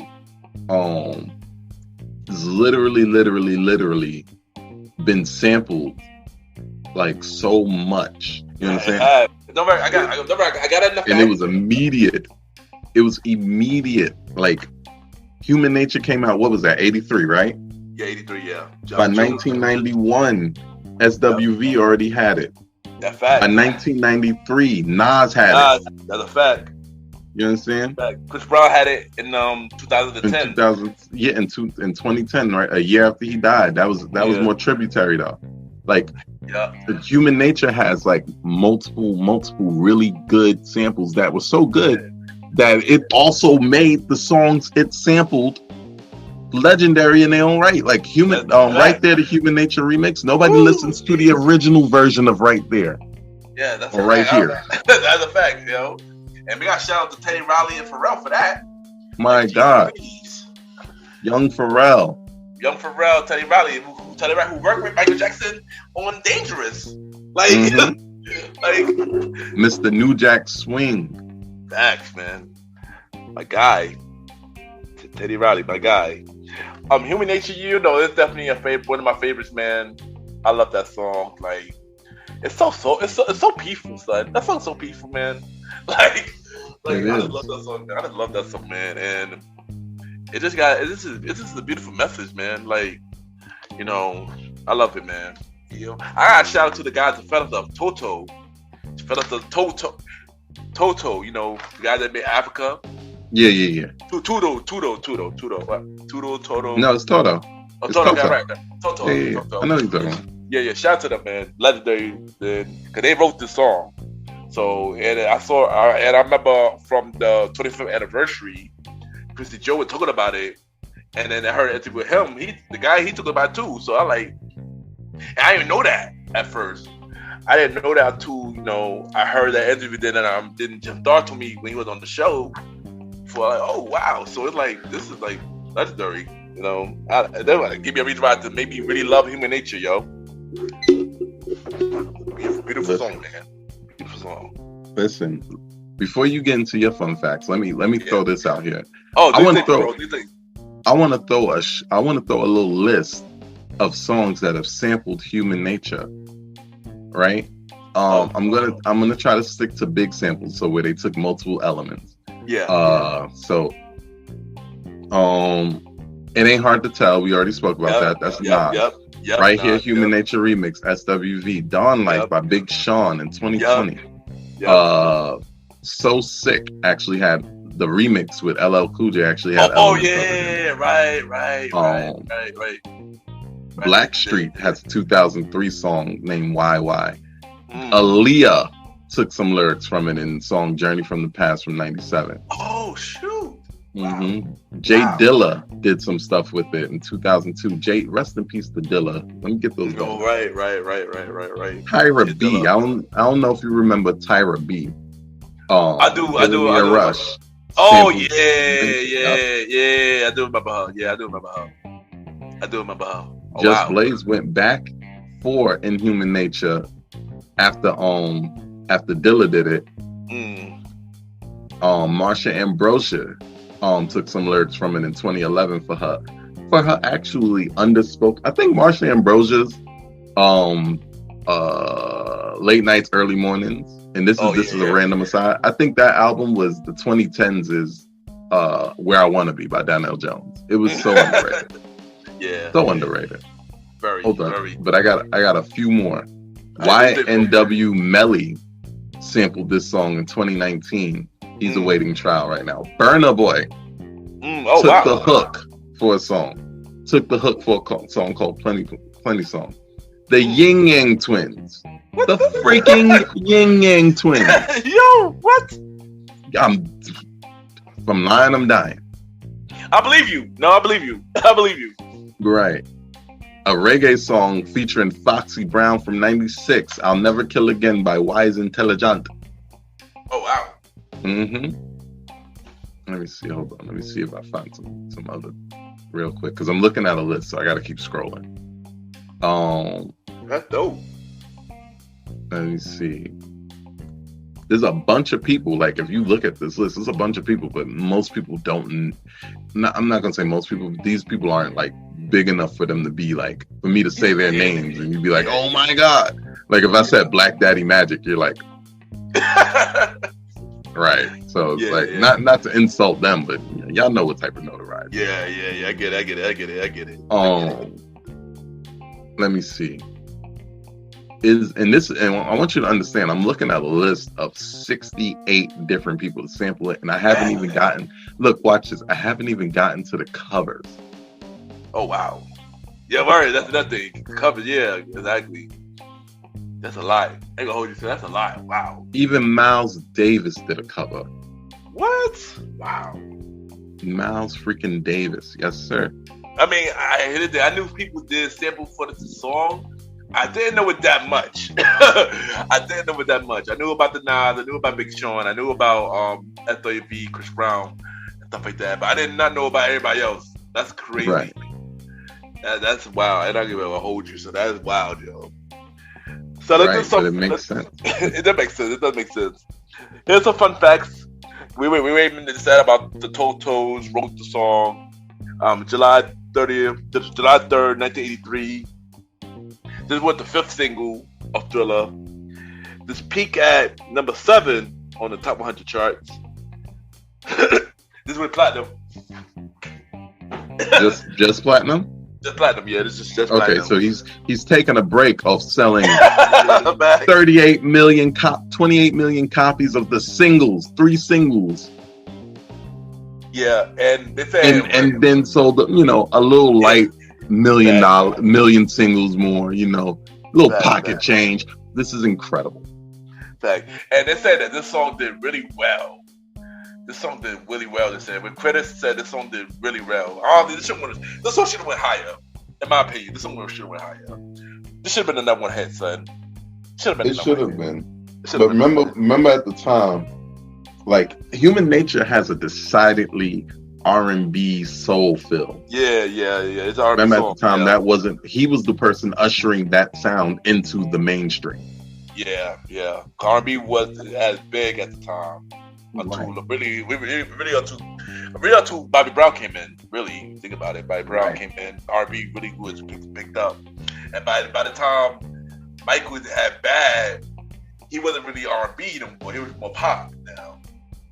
Well, the thing is, the Thriller album in general was a funk pop mix. Yeah, but the elements he used just because of who he is musically, like he was able to put a lot of that into it. That's why we like it, but also Brad up from West Virginia also likes it. You understand what I'm saying when I say that? I get it. Yeah, you get it, because I get it. We like it, and other people from other area like it for the same reason we like it. Right. He was able to do what people want to do, and that's make something so undeniable. And human nature is undeniable, because if you look at the range also of the people who have taken it, sampled it, what's the other thing we said, covered it. Yeah. Like, it's not just run-of-the-mill black groups. No offense to black groups, because y'all know I love all y'all. But it's not just a girl group singing it. It's not just a boy group singing it, or a good R&B or Jacquees. Oh my God, Jacquees, stay away from this one. Oh please, please. You got legendary jazz musician. Yep. Miles Davis did a cover of this song. Yes. Boyz II Men and City High's Claudette Ortiz did a cover of this song. Oh wow. Taurus Riley, Junior Reed, like a lot of reggae people, a lot of blues people, pop people, electronic people. Yeah. They all taken a bite of this song and swung at it. Rock people, like all of it. Brass bands. You got to understand how good this song, how much goodwill this song did for black sounds permeating the zeitgeist. It did, man. This was a beautiful song, man. I ain't gonna. This was a beautiful song. All right, next song we got PYT, Pretty Young Thing. Where you go from there? Does it make you feel?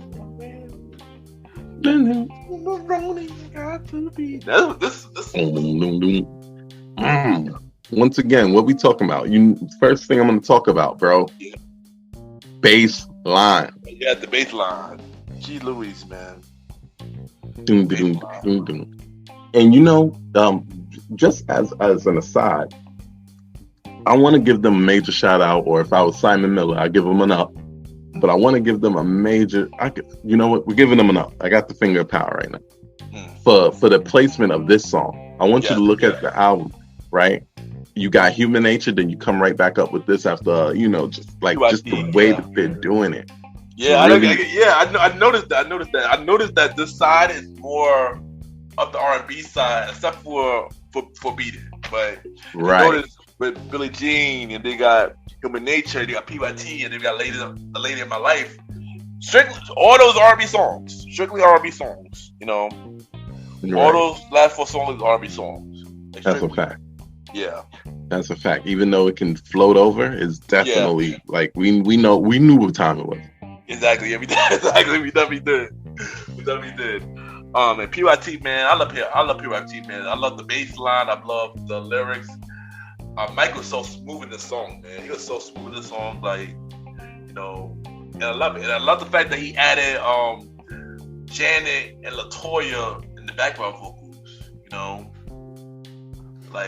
They the ones saying la la la. Yeah. They're one la. Yep. No. Oh, I just love this song. This song always put me in a good mood. This song always put me in a good mood, son. This song always put me in a good mood. It's really good. It's just a really fun song. And you honestly could have put this in a few different spots on this album, and it still would have fit. It still would have fit very well. Yeah, that's true. Oh my God, bass lines. I think if you oh my God. I'm about to go breeze this album, no cap. It's one thing though. I heard the demo for this version. It's not completely different, but I do love the demo for this too. It's not completely different. Like Mike is so soulful, and it's not as bassy as this one. But the demo version sounds nice too, though. But it kind of sounds the same way as the 25th anniversary version, though. But where I am on it, I like it. You know, this song. I really love this song. I just wish, just for the single, I just wish the song got more more notoriety. Though I feel like more people should know more about the song. I love the song. Well, it's true, but this is another one of those songs similar to the vein of Human Nature, Yeah. where like maybe it didn't get as much shine as it could have at the time. Yeah, because it's an R&B track. Yeah. But it definitely permeated our culture. Definitely permeated culture enough where like people actively sampling it, bringing it into the modern day. The biggest example of that is purely is "Good Life" by Kanye West. Kanye West, yep. One of Kanye's biggest songs was a PYT sample. It was, but also more recently, Wale's trying to revitalize his career. He ran that one. He did. I forgot about that. He really did. He did a sample of that song with the same title, PYT. Yep. Mm-hmm. He did. Apparently, even Tupac got a little sample of it. Oh wow! Now that Player Young Thugs. I did not know. But let me do some of these fun facts about PYT. Gotcha. Alright, so PYT is the sixth single of Thriller. Mm-hmm. It was released on September 19th, 1983. Hey, shout out to PYT. It's a Virgo like me. Fact. It was written by the legendary James Ingram. Rest in peace, James Ingram. Shout out to James Ingram. It peaked at number 10 on the top 100 charts. Should have been a little higher. But yeah. It still broke top 10. Do broke top 10, yeah. Janet, like I mentioned earlier, Janet and LaToya Jackson on the background vocals. It was sampled by Monica, All Eyes on Me, Kanye West, featured T-Pain, Good Life, and also Method Bleak, featured Donna Jones, I'm Gonna Love You. They also sampled this as well. Where I Am, of course, was on the 25th anniversary. PYT never was performed or had a video, even though it was a single. It never was performed. Never performed or had a music video. Oh, that's crazy. Yeah, I just imagine that having a video. I mean, we get it because a lot of songs have videos anyway, but just imagine that having a video, or imagine I always wondering about the Human Nature had a video, or they had like a little commercial type video type of thing. I don't think Human Nature had a real video. It was a real one. It was a real one. It was like a little commercial type of video. I think it was. I don't think it was a real video though. Like I always, what's funny? I think I have. I can't remember what they call it when you have like a false memory. You've heard of that phenomenon where most people have the same false memory? Mandela's effect. Mandela effect. Yeah. I feel like there's a part of me that has a Mandela effect. Me too. Memory for a video for it, but it's so but I'm so unsure of that. Yeah, same here. I think for Human Nature, I agree with you on that. I feel like it was something. I don't think it was an actual music video, but it was something though. I think it was like one of those cartoon type of video. If I'm not mistaken, I gotta find that. But okay, I just Googled it. We have supercomputers now. All right. And all right. If I'm seeing the video, then I'm actually looking at. All right. It's a cartoon. Okay, so it's a cartoon. Okay. It's like a cartoon. Yeah, it's like one of them old 80s type ones too. Like okay, there you go. I don't know if you remember that show that we all have a vague remembrance of, and I can't even tell you the time. But it's like that. I think I get it. But yeah, I always felt like that video for Human Nature, I always felt like that was like a passive commercial type of thing, but wasn't actually a video though. I could be wrong. Maybe it was a video. I don't know. Could be wrong. But it is. Unless what I'm looking at is somebody's it looked too well produced to be somebody's fake video, but at the same time, you just never know. People be doing it. They posted in 2013. Yeah. So, so it's like, nobody's gonna fight against it being posted because it's such a great song. It is. It's an amazing song. And also, you know, PYT, I wish that had a video too, man. Because I love PYT as well, man. Right. And so now we're going to be close to the end of the album, and we got the very last song, "The Lady in My Life." Saved the pure best. It's for the last. Oh my God, "The Lady in My Life," man. Woo! Let me tell you people why I think this song is the best song he's written, right? Like why this is my personal favorite Michael Jackson song, and if I had to pick a best Michael Jackson song, I always go to "Lady in My Life." He did it perfect. And you know how hard it is to be perfect, Ken.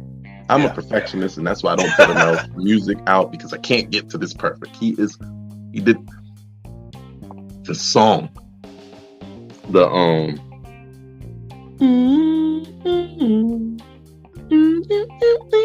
And we're going away from the bass line, and we're playing with the keys. We're playing with strings almost.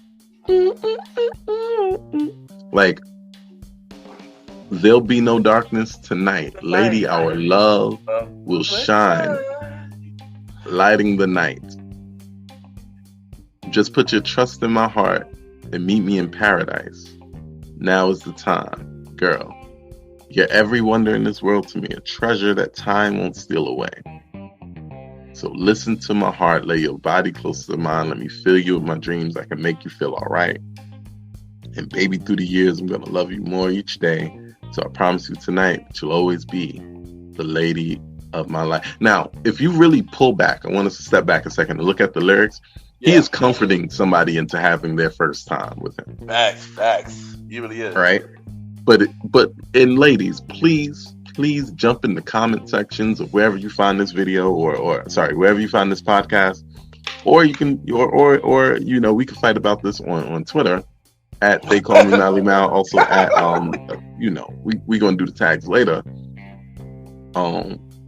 At Premier Boyz Podcast, we got a lot of tags. Like, we could definitely talk. But how much better would your first time have been if the person let you know there'll be no darkness tonight? Our love will shine light in the night. Put your trust in my heart. Meet me in paradise. If he was lying or not, that's not what we're talking about right now. We're talking about in that moment. Would you have felt so special to somebody speaking to you that way? They're talking to you like they're trying to find a lost treasure from like the 1800s, and they got to speak poetically to get it. This man is putting his heart on the line, hyper vulnerability, and all he wants to do is hold you, protect you, and make this a night you won't forget. He needs your sweet caress. He wants you to reach out to a fantasy as two hearts beat in ecstasy. Come to me. My God, this is the type of stuff that makes me want to make music, bro. This stuff right here, because it's so easy, and we know it's so easy because people make the songs all the time to just be like, yo, I'm trying to smash right now, trying to hit it from the back right now. Like, wow, easy stuff, right? And I'm not hating on none of that stuff, because there's a place for everything. But using your words in this way is magical. Fellas, if you're listening on this call, I promise you, if you're dealing with a girl with a sense of self or a sense of mind, I promise you this: you speak to her in these ways in the right moments.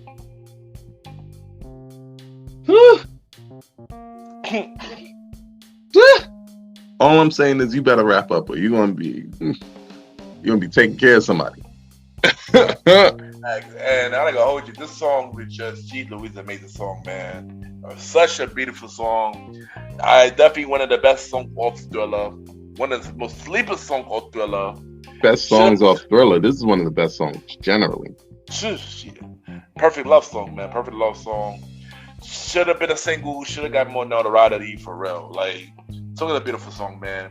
Like, when I hear this song, I think about also Off the Wall, She Out of My Life. You know, on that song, Mike was thinking about heartbreak on She Out of My Life, you know, and that was so deep, so deep. This is the opposite. This is him telling her how he felt about this person, what he would do to her, how he would treat her, saying that he's the leader of it in his life. I just love it. So it's a beautiful song, man. Definitely one of the best. So definitely one of the best songs, man. And right, she Louise, man. He encapsulated. He's speaking to this person how they want to be spoken to. Maybe he means it. Yes. If somebody speaks to you like this and they mean it, you probably get everything we talking about in relationships. But once again, like we spoke about earlier, everybody too worried about who bringing what to the table. Yeah. Dummies. Yeah. And you know what, crazy son? How long is this song?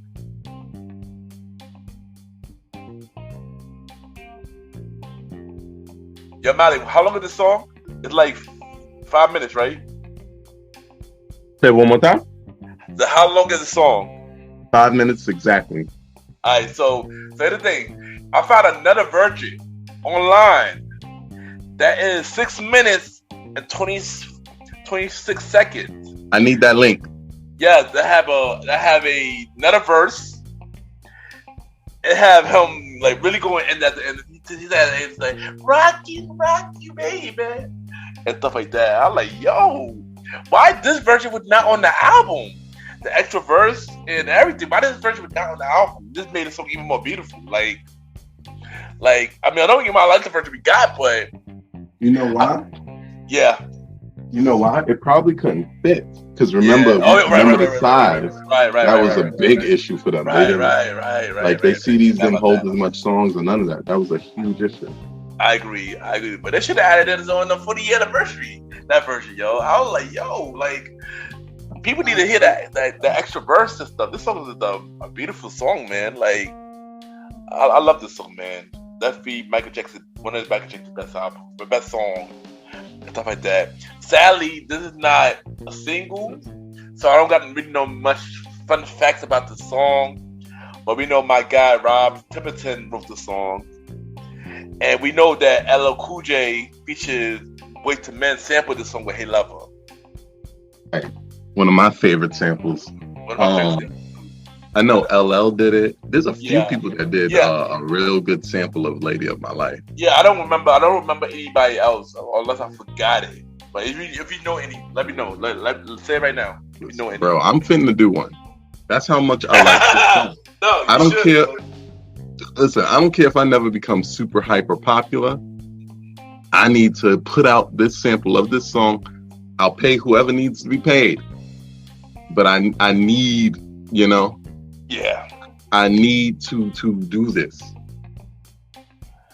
Nah, you definitely should do it, bro. This is a beautiful song. I know you would kill it with this song. I know you would kill it, bro. I look forward to it, yo. Bro, the song is already written. Y'all have no idea how many songs are already written. I just need a label or something. I would have been somebody who would have been good on a label, bro. We're gonna talk after this. But that Thriller, that's the down song of Thriller. Amazing album. Yo, bro, before you go, bro, I got a question to ask you. So, as we know Chris Brown was supposed to do a tribute at the American Music Awards, and they pulled them for some reason. So I want to know, how do you feel about that? They supposed to do a tribute to Michael Jackson in the American Music Awards, and they pulled them, and I believe Ciara was on that tribute as well. How do you feel about that? I'll tell you that right now, after I give you this short yet amazing list of people who have sampled Lady of My Life. Let's do it. I got this list first. So you already talked about "Hey Lover" by LL Cool J. Yeah. We got 3 6 Mafia with "Porno Movie." Oh, wow. Mac Miller with "Swing Set." Suicide Boys. Camp Lo actually made a Cooley High remix, one of their more fantastic songs. This song, so I'm curious. Tyga, but we ain't got to talk about that. We got Angie Stone, "Lover's Ghetto." Oh wow! Right, that one. Omarion in 2014. Omarion, wait, which song? Omarion, "Need That Love." It was Omarion and Bow Wow. Pretty sure. Oh, wow. I'm pretty sure they were. That collaboration album. Right. I'm pretty sure the name of this album was "We're Irrelevant for This by Now. We should be doing other things." But speaking of irrelevant, K. Michelle actually made a song called "Irrelevant."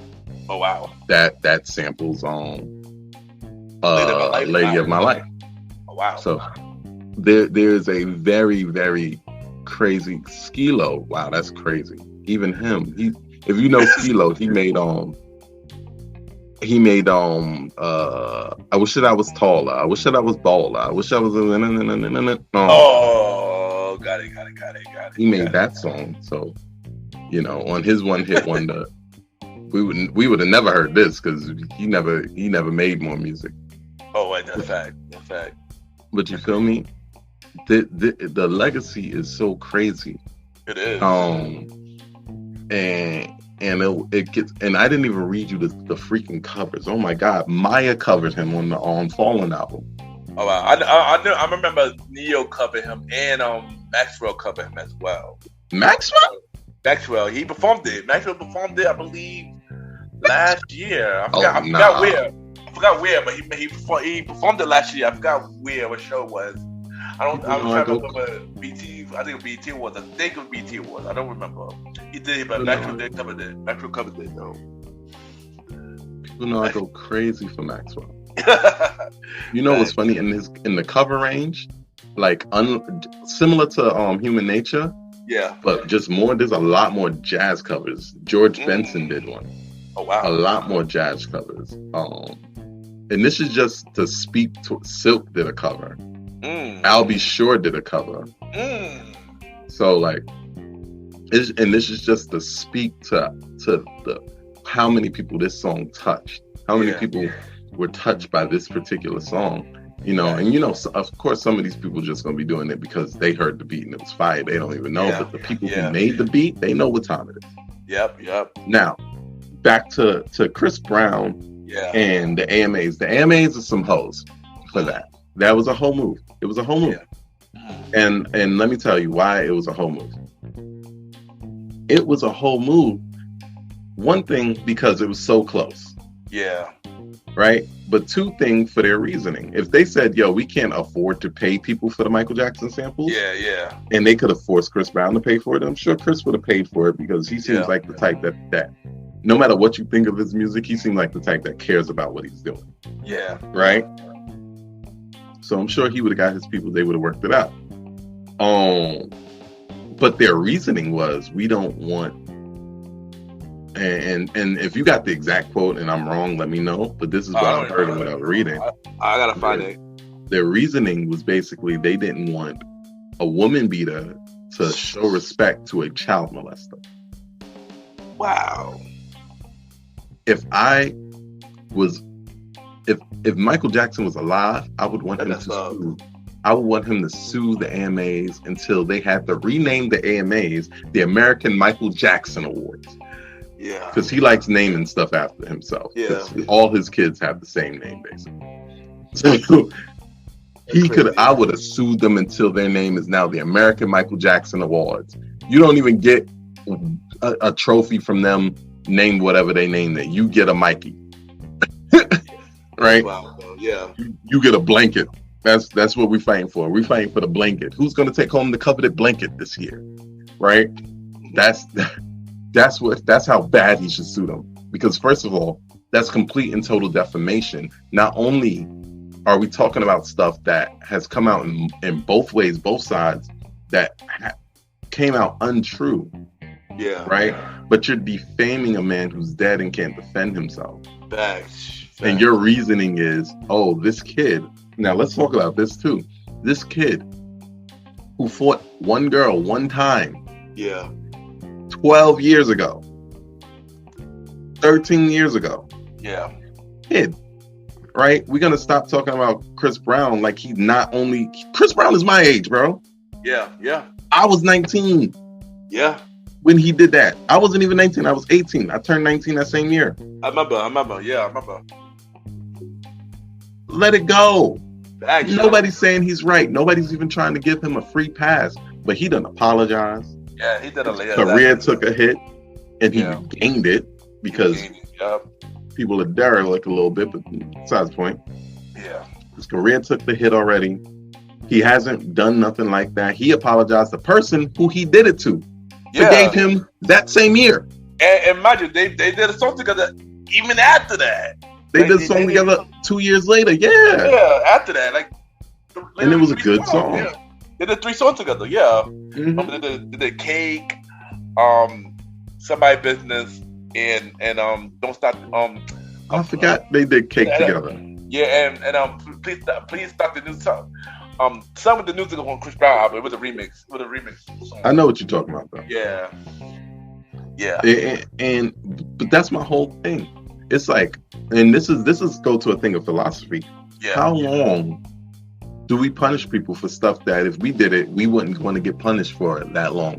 Yeah. You know what I'm saying? Because we're bringing up stuff that happened with Chris Brown.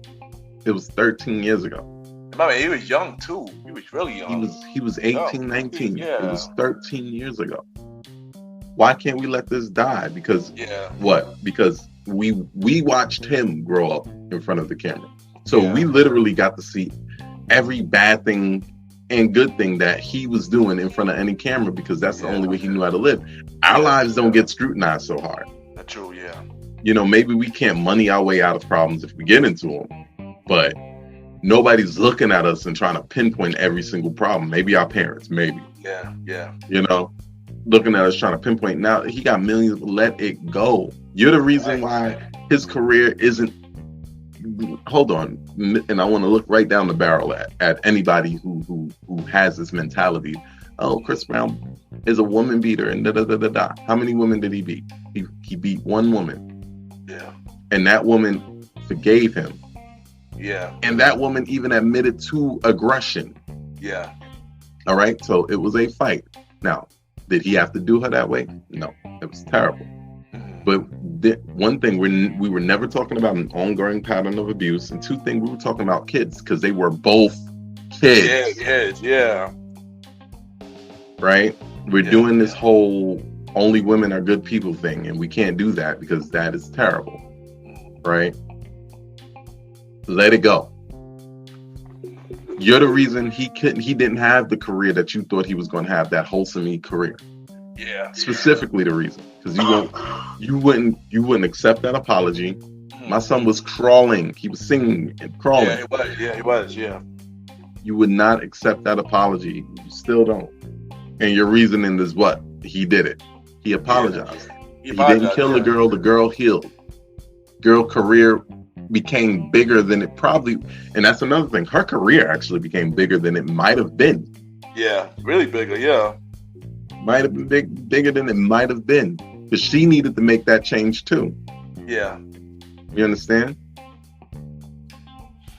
There's a lot of things that we got to unpack about that. Say what you're saying. No. I was she's doing big things now. She's doing big things now. The woman is a self-made billionaire from the poorest parts of a poor and oppressed country, Barbados. Mm-hmm. Barbados got pretty people in it though. Shout out to Barbados, yo. Bayesian over here, yo. Shout out to Barbados. I'm not a Bayesian, but there's some in my satellite. I'm right here, yo. One of my aunts from my father's side, but that sounds cool. What I'm trying to get across is there's so many people who's doing. No, I'm not going to do that because people do that all the time as an excuse to be on bullshit.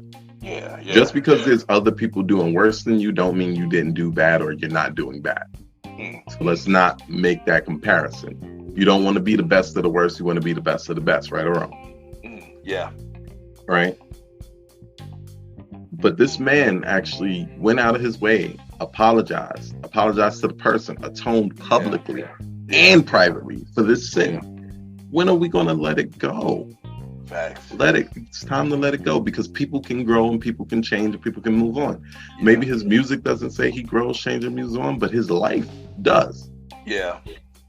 every time somebody get around him now for too long, they try to accuse him of something, and he always has the backup and the things to show that he ain't do the crap.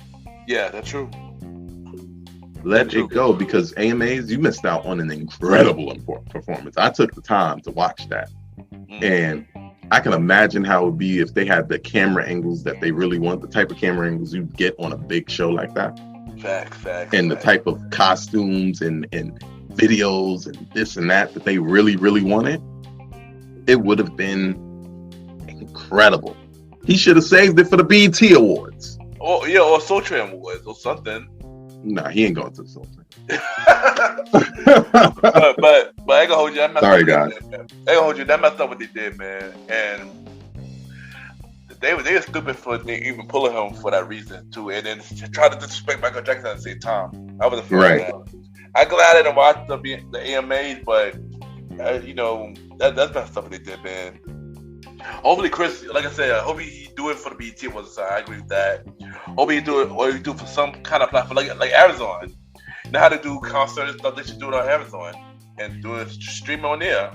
Right. Hopefully, somebody. If you're smart and you're listening to me, like you somebody out there has to, and I mean has to. Yes. Pick up this and give him the money to do it right. I agree. But yo, bro, thank you for coming on the show, bro. Long live the Chief.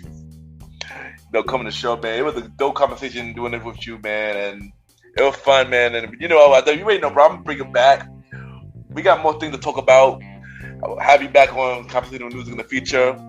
But bro, thank you for coming to the show, Malimal, man. You already know, man. Thank you again, man. Oh, you know it, bro. This is one of those shows I'm really always excited to be a part of. Talking about good music with a good friend that's into good music, making good music, talking about it. I love it. This increases my soul. Thanks. And you already know, bro. But you already know what time it is. Drop your social media where everybody can reach you, and drop everything that you're doing. This is your time. You already know. This is your time, bro. Listen. First and foremost, long live the Chief, the man, the Argonaut. That is me, right? So, you want to find out everything I'm doing? Let's jump on this. Let's be on Twitter, TCM Malimal. I'm on TikTok. I'm on anything you can think of, and you type in "They Call Me Malimal," you're going to find me, right? I'm not going to insult your intelligence by teaching you how to spell "they call me," but I will teach you how to spell Malimal. That's Malimal. You feel me? Find me on everything, especially my TikTok. We're building that up lately. All right. Soon we're gonna have the team, right? We're gonna have them all followed. Soon we're gonna have the Bridge podcast dropping very, very soon. I promise you, it's coming. All right, still promise. I will not give up on that. We have episodes recorded. Nice. So we're gonna do this thing huge. BIG for BIG. The Premier Boyz Podverse is going crazy. The new music's coming soon. If you haven't heard my music already, go listen to September. That's 7 years old. That's 7 years old at this point, and it's still good. It's still really good if you want to hear some good tracks. But when I come out with the new stuff, I need you to be all on it. All right? So we out here. Ken, the gentleman. Thank you so much for having your brother on today. You ain't know, bro. Right? I appreciate you so much. I always appreciate being on your platform. You ain't know. I appreciate you having you on. And also, check us out on the Premier Boyz podcast. We are dropping 2023. Premier Boyz. We are back. 2023. Look out for it, y'all. You got to do it. Say it. Say it. Say what I just said, but like you say it. Oh, wait. Oh, wait. Yeah, my bad. I forgot you still a little sick, but you did it. I did. Premier Boyz. There you go. You ain't know, man. And thank y'all again, and we'll be right back.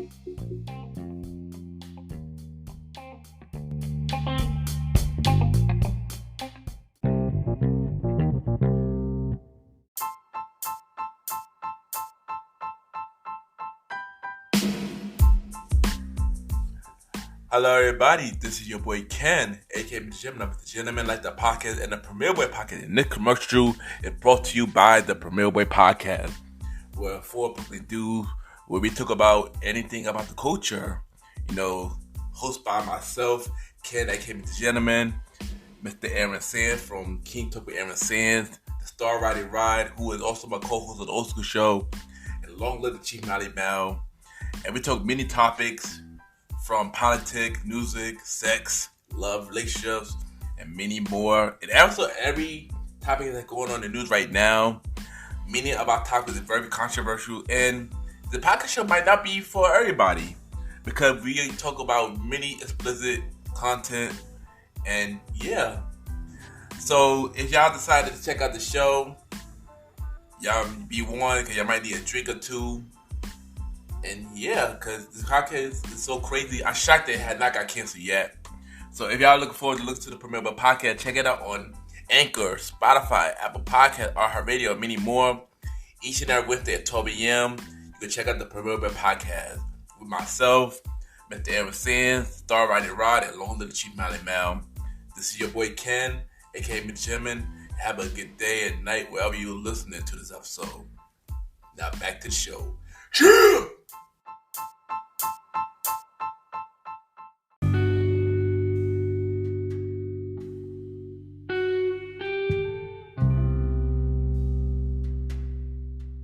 I just want to take the time to thank everybody for tuning into this latest episode of the Gentleman Lifestyle Podcast.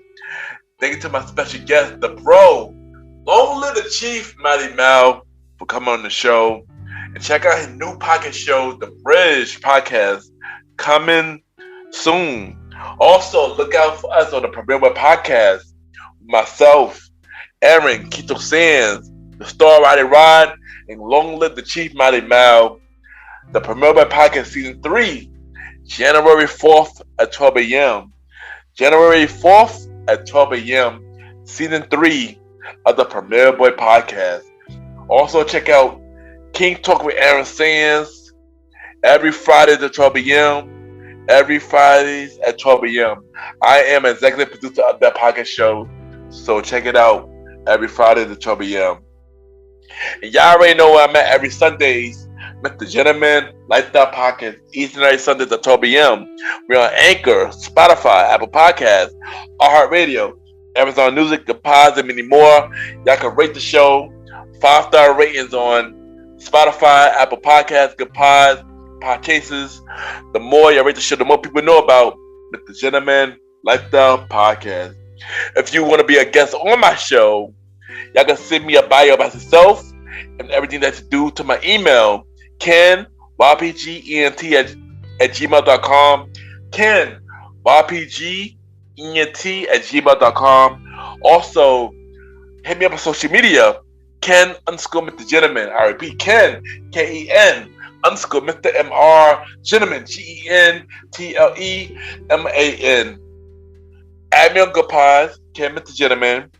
Good Podcast to many independent podcasters. You can see what everybody listens to. We can rate each other's show, and we have the charts.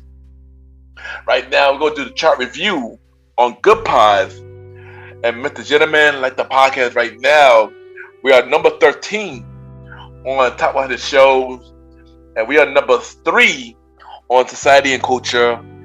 Thank y'all for continuing to check out Mr. Gentleman, like the podcast. And continue to, help us grow and get back to number 1, y'all. And continue to support the show. And thank y'all for every listen, rating, support, and shares, y'all. It really means a lot. And I thank y'all. Check out the website for Mr. Gentleman Like the Podcast, www.realmrgentlemanlikethepodcast.com, www.realmrgentlemanlikethepodcast.com. Y'all can see all the guests from the show, listen to every episode, watch every video, check out every interview that I was a part of. Y'all can buy merch through TeePublic on the website, and many more. There's many ways to support Mr. Gentleman Like the Podcast on the website. So all y'all need to do is check out the website, www.realmrgentlemanlikethepodcast.com. And once again, thank y'all for tuning in to the latest episode of Mr. Gentleman Lifestyle Podcast. Next week, we have a special guest. So find out later in the week to find out who that special guest is. Have a good day or night wherever you're listening to this episode.